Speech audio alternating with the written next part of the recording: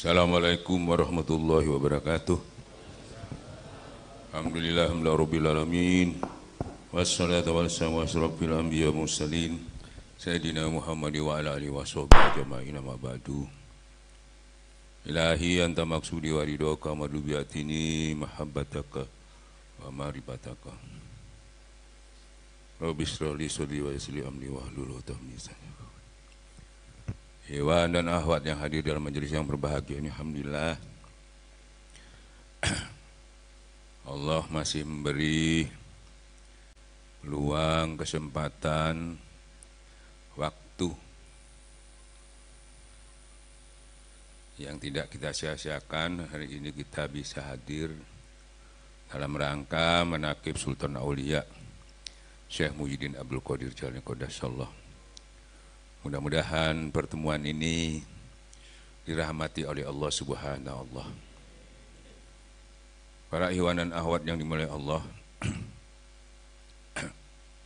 kita mengharapkan syafaat dari Rasulullah sallallahu alaihi wasallam karomah Syekh Muhyiddin Abdul Qadir Abdullah Mubarak Syekh Kiamat Syabil Wafat Tajul Arifin Al-Fatihah.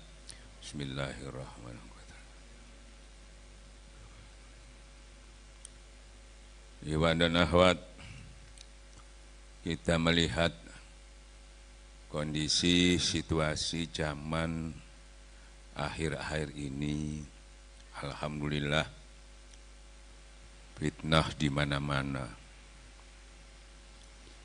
Ya, apalagi di YouTube. Ya, jadi fitnah di mana-mana. Ini kita harus waspada. Ya. Karena yang menyampaikan fitnah ini sekarang bukan sembunyi-sembunyi lagi, terang-terangan. Ya. Sehingga kita harus hati-hati, baik menyampaikan atau menulis apapun di di YouTube dan sebagainya, sosmed apa, kita jangan sampai terjebak, ya, terpancing sehingga menimbulkan mudorot kepada kita. Jangan sekelas kita, sekelas kiai aja banyak yang ya bermasalah. Kenapa? Ya itu tadi, kita banyak terpancing ya, nggak punya sikap, prinsip bagaimana kita menghadapi situasi dan kondisi ini. Jadi harapan kami mudah-mudahan iwan ahwat jangan terpancing, walaupun kadang-kadang itu namanya dari torekat ini, dari torekat ini, ya belum tentu. Ya, ada yang mengaku waliullah, ya segala macam itu. Kadang-kadang itu kebanyakan judulnya juga itu kadang-kadang adu domba. Itu maksudnya tuh youtuber itu yang berbahaya. Terus kita juga jangan jadi youtuber yang ingin mendapatkan uang tapi mengadu domba, memfitnah dan sebagainya, menjadi judul yang provokatif dan sebagainya. Ini jangan kita hindari. Jadi hati-hati, jangan kenapa kena mulut badan binasa. Ya, maka dari itu kita harus menahan diri, ya. Yang paling penting kita melihat info-info juga yang mengatasnamakan Pondok Pesantren Suralaya, kadang-kadang itu ikhwan banyak memberikan masukan-masukan, entah itu cerita dan sebagainya, itu pun belum tentu. Banyak juga itu YouTuber juga, sehingga menyesatkan. Ya mudah-mudahan saya menginginkan seluruh, khususnya wakil talqin mungkin yang bertanggung jawab di seluruh Indonesia, Pondok Pesantren Suralaya bisa bertemu bersatu untuk membicarakan itu sehingga tidak ikhwan ini enggak bingung ini. Karena sumber-sumbernya sudah banyak mengatasnamakan dari Pondok Pesantren Suralaya atau Ikhwan Suralaya yang seakan-akan tahu persis, gitu, kejadian-kejadian, ya, atau karomah-karomah abah yang diceritakan, atau karomah-karomah pribadi-pribadi orang-orang itu yang diceritakan yang banyak penyimpangan, ya, banyak menyesatkan. Nah, ini harus klarifikasi benar-benar ya, sehingga tidak jadi pembodohan. Ya. Kita melihat Abah Anom, sosok Abah Anom itu orangnya bersahaja, enggak neko-neko Abah. Abah itu tidak pernah bercerita macam-macam. Abah itu ngomongnya cuma dua, suruh zikir, jahar, zikir hobi, hataman ya, itu aja. Enggak neko-neko cerita, wah Abah itu bisa seperti ceritanya di YouTube itu banyak, waduh bisa terbang, bisa ini, ketemu Nabi, ketemu apa, enggak ada, Abah enggak pernah cerita begitu. Apalagi bisa ada ikhwan katanya ditenggelamkan di laut sampai 7 malam. Habis di Beat, yang cerita orang surat wakil talqin. Bayangkan, ini berbahaya ini. Ini harus diklarifikasi, ini pembodohan. Abah itu menceritakan nasabnya aja nggak pernah. Nggak pernah Abah itu menceritakan kelebihannya itu nggak pernah. Ya, itu. Jadi betul-betul Abah itu pengamal. Ya. Maka dari itu Abah prinsipnya tidak memusuhi ulama sejaman, kita nggak boleh. Ya, biar aja. Orang masing-masing belajar, cuma kita harus mewaspadai. Ya. Jangan menyelidiki murid orang lain, apalagi menyalahkan ya. Kita harus waspada. Jangan sampai terpancing sehingga kita. Ada lagi yang dari Suralaya juga. Itu ngakunya sudah waliullah, bahkan dibuat syair lagu Allahumma sholli ala Muhammad ya toh. Ini sambung Sirullah waliullah gitu. Nah, ini hati-hati itu ada di Magelang itu. Coba. Tapi banyak yang pengikutnya banyak. Kasihan kan orang-orang itu. Nah, khususnya Iwan Torekat Korea Saban, dia Pondok Pesantren Suralaya, Jawa Timur, Indonesia bagian timur khususnya. Hati-hati. Yang paling penting kita mengamalkan. Hasilnya kalau kita cuma ilahi anta maksudi waridoka madubiyatini mahabbataka, itu aja. Nanti Allah menempatkan kita, posisi kita di tempat yang paling benar, yang paling hak, dan akan ditampakkan yang hak itu nanti. Jadi jangan punya niat lain ya. Bahkan di dalam berkumpul ini pun ya Allah sendiri berfirman dalam Quran bahwa bersabarlah kamu duduk-duduk bersama orang yang mengharapkan ridhonya Allah pagi dan petang, suruh sabar. Ya, jangan kamu palingkan sedikitmu pandangmu ada perhiasan dunia, jangan ke dunia. Kita lagi ini menuju kepada Allah. Nanti sampai ndak berangkat muter-muter aja di sini. Kalau sampai mengharapkan perhiasan dunia, kemajuan dunia, kalau duduk lagi kita berkumpul ini, jangan. Apalagi jangan kamu ikuti orang-orang yang hatinya lalai. Ya. Apalagi yang mengikuti hawa nafsunya, jangan. Ndak dapat apa-apa nanti sampean, dapat capek. Ya. Tarekat ini bukan suatu hal yang main-main. Tidak main-mainnya di mana? Kalau apa yang lain-lainnya itu main-main, bukan main-main itu, yaitu ingat kepada Allah itu enggak serius, namanya main-main. Hai orang-orang beriman, kapan kamu serius mendekatkan diri kepada Allah? Jangan kamu seperti orang dahulu. Yaitu serius mendekatkan diri kepada Allah, serius mencari kebenaran. Jangan seperti orang dahulu dikasih kitab juga. Yahudi Nasrani dikasih kitab, tapi waktu itu dibuang-buang sia-sia hingga meninggalnya hampir fasik semua. Nah, jangan kita mengulangi lagi, kita diberi sudah Quran lagi nggak tanggung-tanggung Quran hadis. Ya. Tapi banyak waktu kita buang-buang. Waktu dibuang-buang itu apa? Alladzi yazkurullaha qiyaman wa qu'udan wa la junubi. Dudukmu, berdiri, berbaringmu, tidak berzikir kepada Allah. Mungkin cuma duduk aja, berdirinya enggak, apalagi berbaring enggak. Nah ini yang namanya main-main. Nah yang dinamakan sungguh-sungguh yaitu tadi, duduknya, berdirinya, berbaringnya. Barang siapa bersungguh-sungguh mujahadah, timbulnya musyahadah, timbulnya mujahadah, timbulnya muraqabahnya timbul nanti secara otomatis. Langsung kita lama-lama dibimbing langsung oleh Allah. Kalau sudah dibimbing sama Allah, di mana ada kamu, di situ ada aku. Kalau sudah kita bersama Allah, Bismillahirrahmanirrahim, la yadurru ma'asmihi syai'un fil ardi wala fis sama'. Sederhana ya, gampang ya. Nggak usah neko-neko. Oh. Nah, ini tarekat kita Abah tuh paling santai, paling sederhana. Nggak usah didiskusikan sampai wah bagaimana.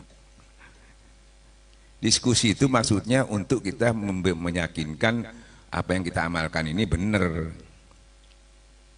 Bukan diskusi itu meyakinkan supaya menyalahkan orang, bukan. Supaya kita sudah lakukan ini benar enggak. Nah kalau sudah benar, sampai mau diskusi apa? Zikir, diskusinya sama Allah. Nah, jeritnya sama Allah. Makanya sudah karena sudah muraqabah, itu secara otomatis.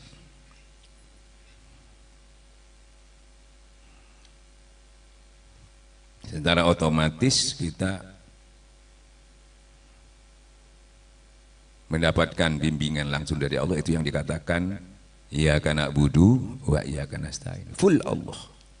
Duduknya, berdirinya, berbaringnya. Inna sholati wa nusuki wa mahyaya wa mamati. Kan gitu. Duduknya, berdirinya, berbaringnya karena Allah. Itu full, itu namanya iyyaka na'budu wa iyyaka nasta'in, ya itu. Bukan yang sehari-hari iyyaka na'budu wa, ya itu keterangannya itu. Tapi prakteknya ya kembali lagi ke zikir itu. Kalau duduk kita, berdiri, dan semua yang kita lakukan ini semua jadi ibadah. Semua kita lakukan gak ada lagi tidak karena Allah. Kalau ada bisikan masuk ke dalam diri kita membuat kita karena Allah, itu hawa nafsu. Biar aja dia membisikkan, tapi kita tidak terganggu, tidak terhalangi. Ya, anggap aja jihad binafsinya di situ muncul itu untuk menghalang-halangi, nggak apa-apa. Itu yang sudah kita jihad nafsi itu terus kita lakukan, insya Allah nanti baru kita bisa mencapainya. Hakikat daripada pendekatan diri kepada Allah yang hakiki, yang sempurna, yang tidak tertipu. Banyak sekali orang berjatuhan, tertipu karena Syekh sendiri di dalam manaqib Sultan Aulia mengatakan, ya tuh, bayangkan Syekh aja itu mau ditipu, datanglah satu cahaya mengaku, ya Syekh, sekarang ini karena ilmumu sudah tinggi, yang haram dihalalkan oleh Allah. Bayangkan, siapa kamu? Aku Tuhanmu. Mulai sekarang kamu yang haram boleh dihalalkan. Ini banyak orang-orang yang sudah mencapai tasawuf, sampai hakikat yang haram itu dihalalkan. Makanya syariatnya juga tidak boleh dilepaskan. Karena beliau Sultan Aulia Syekh Muhyiddin Abdul Qadir Jalani Qaddasallahu sirruhu itu, syariatnya juga beliau itu kuat. Maka dia mengatakan enggak mungkin, ya haram ya haram. Maka ditebaslah iblis yang mengaku Tuhan itu tadi. Ya, kalau kita kan enggak, nanti wah alhamdulillah ini sudah nyampe. Ya, itu bisa kita dapatkan nanti, haram boleh dimakan nanti kalau sudah di surga. Nah itu boleh, mau pesan sate babi kayak apa boleh sana, whisky boleh, hammer boleh, bebas sana. Jadi tunggu nanti di sana bebas, boleh makan yang haram. Ya. Terus karena pandai sekali beliau mengatakan, Masya Allah hebat betul kamu Syekh. Ya tuh, 70 kaum, golongan-golongan torekat itu disesatkan sama iblis. Bayangkan. Kalau Syekh ini memang hebat, katanya dia mengambil saya ini supaya riak. Kalau Syekh ini hebat, luar biasa ilmunya. Syekh juga paham dia membuat sesuatu, Iblis itu bagaimana kita supaya syariatnya salah. Ya kalau enggak syariatnya bisa disalahkan, hatinya diseriakkan. Tapi saya tanggap, enggak, ini semua karunia Allah. Tidak ada yang hebat hanya Allah. Maka selamatlah. Kalau kita kan iya karena saya tiap hari zikir, sampean mau apa? Nah, ya. Ini jebakannya itu banyak sekali. Jadi banyak sekali orang bergelimpangan di dalam ilmu tasawuf ini. Masya Allah, Masya Allah. Jadi wan dan awan mohon maaf ya. Kita bukan merasa yang terbaik ya, tapi apa yang sudah didasari oleh guru kita apa adanya, jangan ditambah, jangan dikurang, jangan dineko-neko lah, jangan dimacem-macem. Ibarat obat itu sudah komposisinya sudah paling baik, nggak boleh ditambah, nggak bisa kurangi. Kalau ditambahi pasti bermasalah. Itu pesannya apa itu di amanahnya? Yaitu waspadalah kata Abah, waspadalah. Ya, baik itu apalagi tokoh-tokoh wakil talqin, kiai, ulama-ulamanya Pondok Pesantren Sulah, jangan nambahi, jangan kurangi, waspadalah. Abah tidak bertanggung jawab. Banyak tokoh-tokoh setelah Abah meninggal tambah-tambah macam-macam. Nah, isu adab seakan-akan pengetahuan Abah itu kurang, dia yang melengkapi, kan begitu. Sopo ini. Kecuali sampean itu bukan muridnya boleh. Ya, ini amalan siapa nih, ambil campur air. Boleh kalau bukan muridnya, kalau belum ditalkin silahkan bebas aja. Nggak salah. Tapi kalau sudah istilahnya begini, sampean ke dokter dikasih obat ya, terus ini makan obatnya 3 kali, ini obatnya, terus sampai di rumah sampai tambah-tambah obatnya, kira-kira gimana? Jadi racun ya? Jangan, sebab itu sudah ahlinya sudah dibuat sedemikian rupa. Walaupun ini obatnya bagus nih, bukan tidak bagus, tapi untuk menambah ya, merusak apa yang sudah. Begitu juga kalau orang punya torekat, katanya saya punya torekat mau 3 torekat, ini susah juga. Susahnya apa? Ya itu tadi, saya ke dokter sini, kasih obat sama kasih obat, terus minumnya ya apa? Minum semua. Ya bisa, satu aja gak mari-mari. Ya. Banyak saya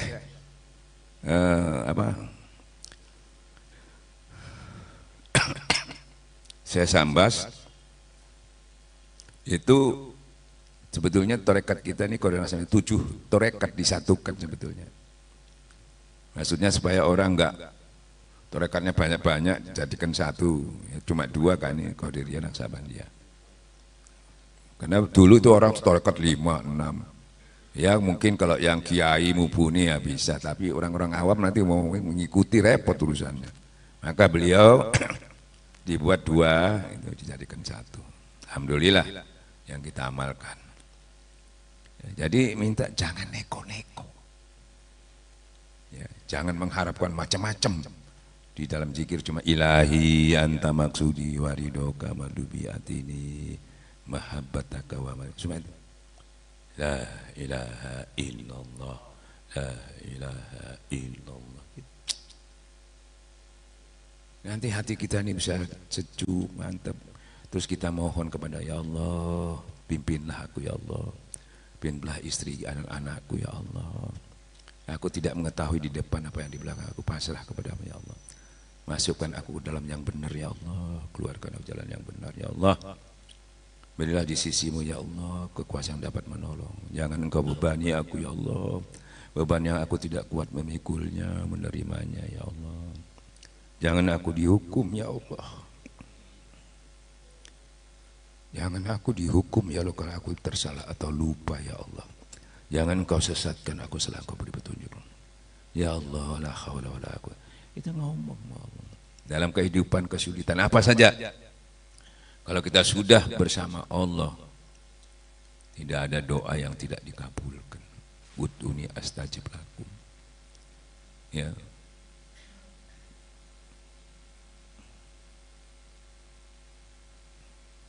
Insya Allah tidak sia-sia Allah datang ke sini, tidak ada yang sia-sia insya Allah. Kesulitan kita mudah-mudahan ya, urusan dunia, urusan akhirat diberi jalan keluar oleh Allah. Karena tidak ada lagi kecuali kepada Engkau ya Allah. Rabbi anjilni mun jalan buka. Ya Allah ya Jal Jalali wa Ilah. Berkahi ya Allah pondok ini ya Allah. Berkahi tempat syiar-syiarmu ya Allah. Ya berkahi ya Allah. Apa yang telah Engkau berikan kepada kami ya Allah. Semuanya apa yang Kau titipkan kepada kami, jadikan ladang amal buat kami ya Allah. Ya Allah ya Jal Jalali wa Ilah. Istiqomahkan kami dalam melaksanakan perintah-Mu ya Allah, larangan-Mu ya Allah.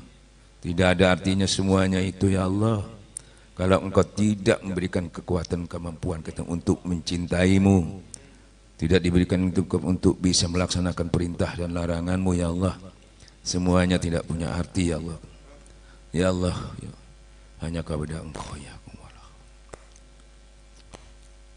Saya kira begitu ya. Ada yang tanya? Saya peringatkan lagi, hati-hati.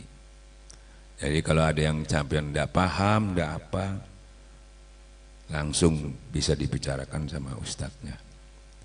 Ya, jangan sampai kita sudah mengamalkan sesuatu, hasilnya enggak ada, malah terjebak kepada istidrat dan sebagainya. Ya, cukup.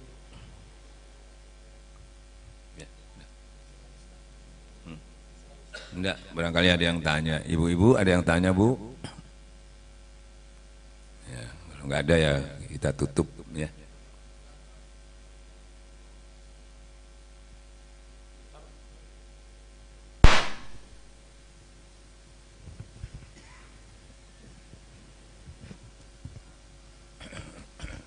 Assalamualaikum warahmatullahi wabarakatuh.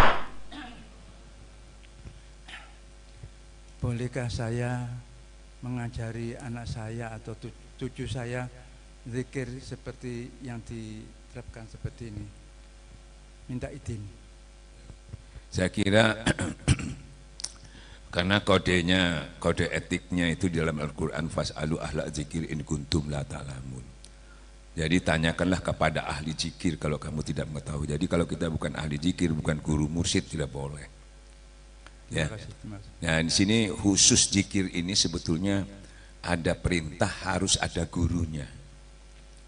Ya, kalau ilmu-ilmu yang lain mungkin diperintahkan juga pada ahlinya, belajar hadis misalnya harus banyaknya ahli hadis, nahu belajar ahli nahu sorob.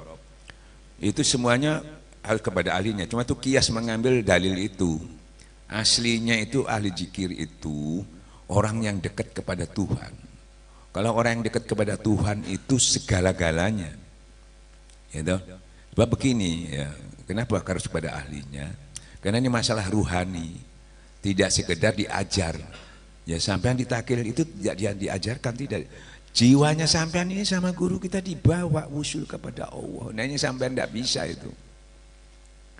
Jadi bukan dibawa usul. Kalau tidak sampean cuma SMS saja itu. Tidak membawa berhadap langsung kepada Allah. Jadi talqin itu dibawa ruhani sampean, diposisikan insya Allah. Mengucapkan la ilaha illallah di hadapan Allah dan saksinya Muhammad Rasulullah, itu di situ ada Rasulullah, ada sahabat, ada tabiin orang-orang syahid sebagai saksi. Bukan di sini itu. Ya, makanya enggak boleh. Kalau bukan ahlinya nggak bisa membawa ke sana. Kalau Jadi sudah terlanjur bagaimana? Ya, bawa ke sini, bawa ke sini. Ya. Nah kalau sampean punya komunitas, kita yang datang ke sana wakil talqin nggak masalah. Cuman pada anak dan cucu. Iya. Ya, jadi dibawa aja ke sini, ya. Insya Allah. Di mana sampean? Saya Lumajang. Oh Lumajang. Ini kapan nanti kalau ya. Ada wakil talqinnya, mana wakil talqinnya? Nah itu ada wakil talqinnya. Supaya dihubungi wakil talqinnya ya. Insya Allah. Jadi ada bergurunya itu begitu. Supaya Terus lanjut. Sudah. Ya. Jadi orang sering seakan-akan hanya begitu aja, seperti kita baca buku tasawuf, torekat itu di situ diterangkan kunci pembuka dada. Tapi itu hanya pengetahuan. Nah, tapi bagaimanapun kalau bukan yang punya otoritas itu tidak bisa membuka itu. Hatinya membawanya kepada ke sisi Allah nggak bisa. Makanya banyak orang nggak perlu guru mursyid, nggak perlu ini. Pokoknya ini kan sudah jelas dalilnya apa. Nggak nyambung, nggak bisa. Ya. Masalah ini masalah ruhani, ya toh. Nggak main-main ya, jadi masalah ruhani. Kenapa? Nah, jadi banyak orang belajar torekat karena bukan ahlinya. Itu banyak yang hasilnya penyimpangan justru. Nah, ini yang berbahaya itu. Jadi bukan salah ayat yang dibaca, yang didalil, tapi tidak ada bimbingannya. Apalagi ulama-ulama tasawuf sudah menyampaikan, termasuk Junaid al-Baghdadi menyampaikan bahwa berguru tanpa tasawuf, tanpa guru sama dengan betul setan. Itu bahayanya di situ. Makanya kita harus kita permudah, di daerah sudah ada wakil-wakil talqin, sampean bawa ke sana aja, ya. Insya Allah. Jadi satu-satunya orang sering lupa bahwa yang namanya belajar zikir itu kepada ahli zikir, ya, kepada ahli zikir, dan diperintahkan. Ilmu-ilmu yang lain enggak, cuma ahli zikir yang ada perintahnya itu. Tapi dikias oleh orang-orang ahli ilmu yang lain. Ya, yang namanya bagus juga, tanyakan kepada ahli hadis. Nah, kalau ahli hadis, nah ini sekedar pemahamannya, masih gak sembahyang, masih gak takwa, gak apa-apa, gak ketahuan. Kok hafal hadis, mungkin dia cerdas. Kalau ahli hafal Quran, begitu juga. Itu biar enggak takwa nggak masalah, nggak dekat sama Allah nggak masalah, ya itu. Karena dia memang punya kelebihan, otaknya encer menghafal, seperti orang Belanda Snok Hukronya itu hafal Quran. Banyak sekali orang di luar negeri yang sekolah di perguruan tinggi itu pinter-pinter, tapi nggak sholat, nggak apa. Pondok-pondok di luar negeri itu. Nah, tapi sampai kalau belajar zikir, sampai ndak zikir ya gak iso. Bedanya di situ. Sampai belajar hadis, ndak melaksanakan karena apa yang didapat dalam hadis, ndak masalah. Sampai belajar zikir harus zikir baru bisa. Ya toh? Kalau ilmu yang lainnya sampai sebagai pengetahuan aja bisa, tapi kalau zikir nggak bisa. Kecuali belajar, ya tuh, ada nggak belajar kitab zikir? Nggak ada. Ya zikir itu sudah. Kalau kitab hadis, oh hadisnya ini sudah. Jadi sakuruh, kapor ya. Tapi kalau zikir nggak bisa. Nah, dari zikir itu, ya, dengan dekatnya kepada Allah, ilmu-ilmu yang lain nanti akan mudah kita lakukan. Karena itu kuncinya di situ. Mudah memahaminya, mudah melaksanakannya, mudah menyampaikannya. Dari zikir. Jadi mudah menyampaikannya, mudah memahaminya, mudah melaksanakannya. Zikir. Ya kenapa? Kok seakan-akan zikir itu sangat, kadang-kadang orang yang melihat itu muangkel. Contohnya dalam Quran, dalam hadis juga, dalam Quran, dalam hadis kalau tidak salah. Orang-orang yang tidak beriman kepada akhirat itu kalau melihat orang berzikir itu muangkel. Zikir doa. Apa tidak perlu duo. Ya. Padahal dalilnya dia diskusi luar biasa. Orang yang berzikir tanpa memohon kepada Allah, gak ada yang jaluk ini. Lebih aku utamakan daripada yang meminta. Bayang, apa mana yang jaluk? Gak ada yang jaluk. Jadi zikir itu tidak ada hambatan, hatta dosamu sebesar langit dan bumi. Kalau kamu datang kepadaku, datang itu zikir, hadir, diampuni. Jadi kalau minta ampun aja itu nggak bisa, harus hadir, harus datang. Sampai namanya jalur sepura, ambil uang, SMS nggak cece, dengan datang. Ya toh? Kalau datang nggak usah ngomong, sih meneng sih. Pasti mesti sepuro nih gak teko ya. Kalau SMS dibagus-bagusi kata-katanya, ya kan gitu ya. Kita sering ke Allah begitu, dibagus-bagusi, gak diterima ya wan, apa? Nggak hadir, nggak usah dibagus-bagusin, sampai datang kita waktu, yang zikir aja, hatta dosamu sebesar langit dan bumi, aku hapuskan. Zikir. Dari hasil zikir itu juga, di mana di waktu karena kamu senang ingat kepadaku, di waktu sulit kamu aku ingat langsung, tanpa minta, tanpa minta. Coba Nabi Yunus itu ditelan ikan, bayangnya kan paling sulit ditelan ikan. Doanya apa? Pertama beliau minta ampun dulu, la ilaha anta subhanaka inni kuntum minadz dzalimin. Diampuni dosa-dosanya oleh Allah. Tapi keluar dari perut ikannya kata Allah, Yunus, kalau dulu-dulunya kamu tidak banyak berzikir, misalnya kamu aku bangkitkan di hari kiamat nanti, aku binasakan dari zikir itu. Karena waktu senang dia ingat, waktu lupa, waktu dia sulit diingat oleh Allah. Zikir, nggak ada. Enaknya kita jadi ya banyak zikir aja.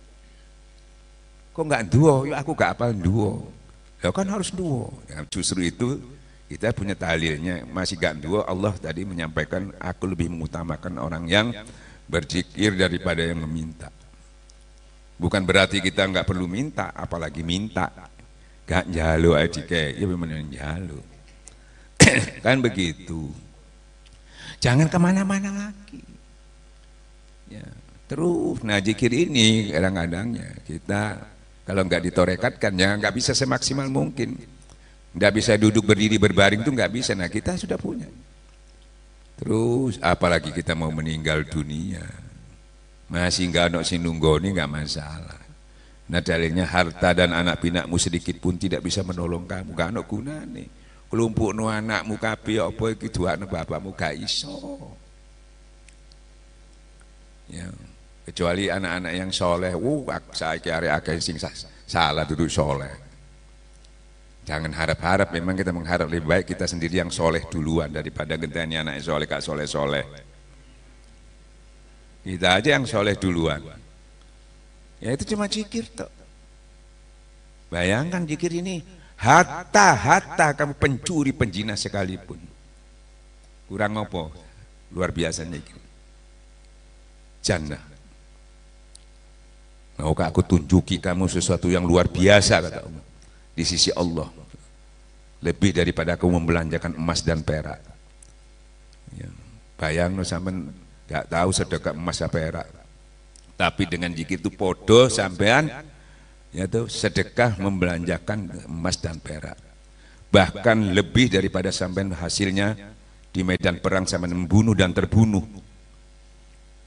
Hasil daripada pahala zikir itu apa ya Rasulullah?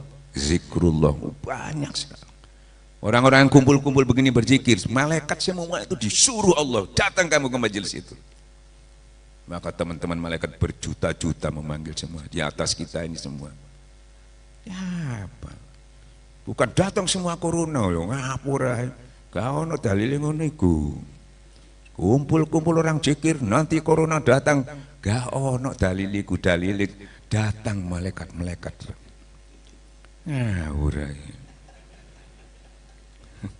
Atek kiai sih ngomong tambah bodoh. Ya, jadi ada.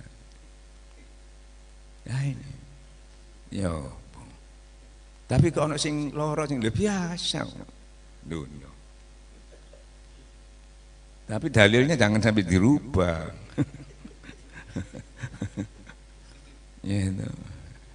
Nah, ya, cuma zikir ya, enak kan? Sampai njaluk ilmu sing model apa mana? Undi kayak cek gampangnya cek soro. Nonton TV, duduk, berdiri, naik makan, nikmat. Ingat kepada yang memberi ini, namanya syukur asli ya iku. Namanya syukur nikmat. Karena ingat kepada yang beri nikmat. Ditambah nikmat, tapi sebaliknya sampai duduk, berdiri, mangan, kumpul bojo, numpak motor, nonton TV, nikmat cuma eling nikmat tok. Tidak ingat beri nikmat, namanya kufur nikmat. Tunggu azabku ya. Kalau tadi ditambah nikmatnya, ini tunggu azabku. Ini syukur asli tarekat itu. Ini syukur biasa sama kita kan. Bahasan syukur kayak gak kira ketemu. Kayak apa caranya bahasnya? Syukur itu kayak apa? Syukur itu alhamdulillah. Nah. Terus mau di bisnis syukur gak ketemu. Ya. Begitu juga ikhlas, dah ketemu ya apa ikhlas itu? Ya itu, saya ikhlas. Ya tepak seneng nang wongi ikhlas. Ya, saya ikhlas memberikan karena saya orang ini baik. Ya kabeh wae. Coba wong sing enggak nyenengno sampean kei. Iku ukuran ikhlas nduk kono. Iso enggak? Engko sampean mesti lebih pinter dong kayak dalil. Ya percuma Ustaz kalau saya nggak ikhlas kan, maka saya nggak ngasih, nanti hilang sia-sia. Ngono. Iku dalil wong medit iku.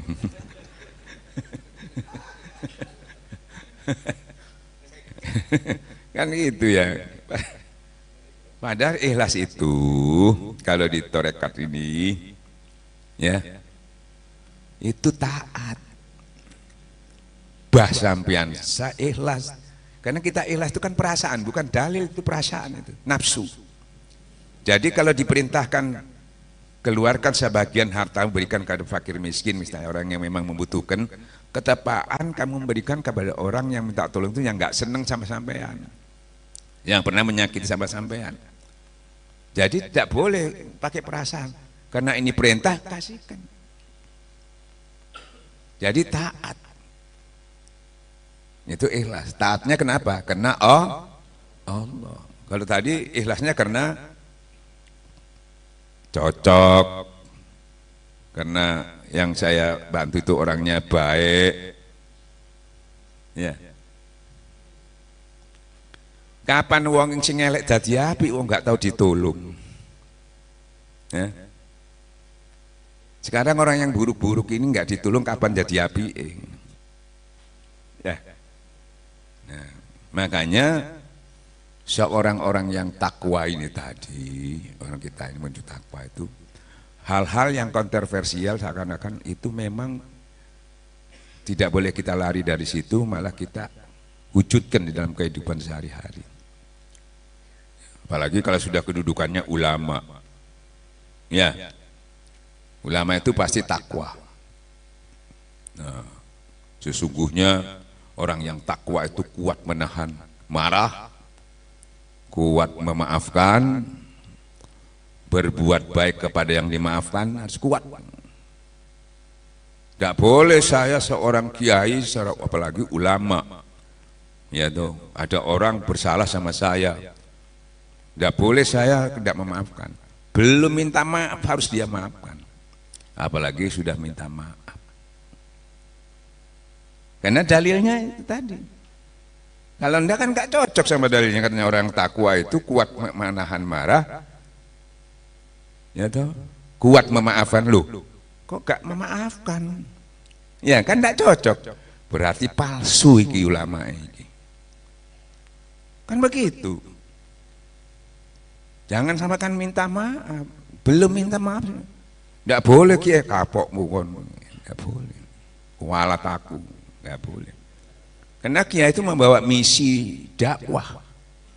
Bagaimana orang-orang memusuh dia yang rusak kehidupannya, kita tolong. Duduk tambah dijurungkan. Ini membawa misi dakwah. Makanya Rasulullah SAW pun diapakan pun para wali-wali itu tetap memaafkan tetap berbuat baik kepada orang-orang yang menyakitinya itu. Karena ada misi dakwah dan membutuhkan waktu. Nah kita enggak, jangan cek kualat loh. Tidak ada. Jadi kuat memaafkannya dan hadiahnya surga. Berarti orang ini tadi kalau dianjurkan memaafkan dia nggak mau, sombong orang ini. Orang yang alim tadi itu sombong. Karena hadiahnya surga gak gelem. Nabi itu Masya Allah, ya dianiaya, diapakan, ya, tetap memaafkan. Bahkan Rasulullah sendiri pernah membaca doa kunut nazilah pun untuk meminta orang itu mau dilaknat tidak boleh. Karena dakwah ini menunggu waktu.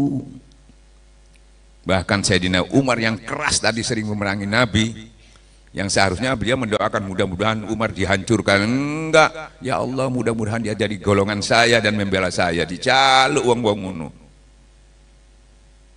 Kalau kita enggak, wah iki ngerusoni iki wis entekno ae. Kalau Rasulullah itu diminta, wah ini orang potensi, apalagi sesama muslim itu kafir masih itu Sayyidina Umar. Nah, antara ulama dengan ulama itu sebetulnya caranya gitu. Wah ini kok bertentangan nama tapi orangnya semangat, mintakan mudah-mudahan, kan gitu. Jangan di lapor no polisi malah. Ya. Nah ini, jadi banyak yang tidak paham. Kenapa kurang paham? Bukan kurang ilmu, dalilnya mesti hafal seperti saya katakan tadi, tapi kurang dekatnya kepada Allah, kurang bersihnya hati. Ukuran manusia itu kata Allah, sesungguhnya aku melihat apa yang ada dalam hatimu. Berbahagialah orang yang membersihkan hatinya, celaka orang yang mengotori hatinya. Hatta kamu ilmu setinggi apapun celaka. Makanya ada istilah ulama syuk, ulama jahat, dia berilmu tapi jahat karena hatinya kotor. Wabillahi taufiq wal hidayah. Assalamualaikum warahmatullahi wabarakatuh.